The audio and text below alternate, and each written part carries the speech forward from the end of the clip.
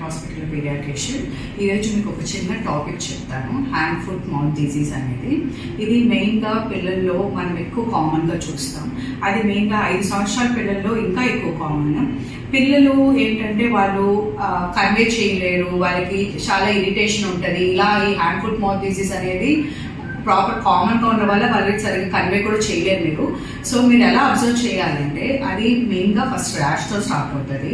Rash అనేది చిన్న పొడగల్లాగా rash start అవుతుంది. అది మెయిన్గా లోపల ఓరల్ క్యావిటీ అంటే నోట్ లోపల, తర్వాత అరచేతుల్లో, అరికాలలో, తర్వాత బటక్స్ మీద. మీరు ఇవి చిన్నవి చూసారనుకోండి, ఇమీడియట్గా డాక్టర్ దగ్గరికి తీసుకొని రండి.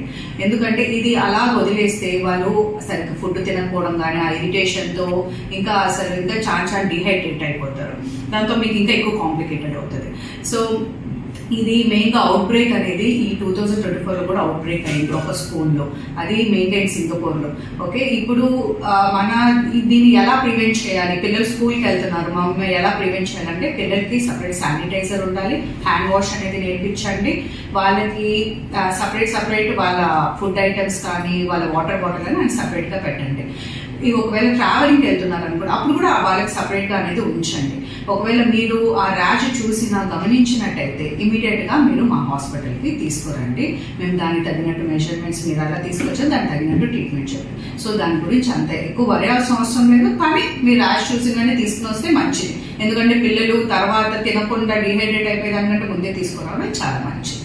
ఓకే, నమస్కారం.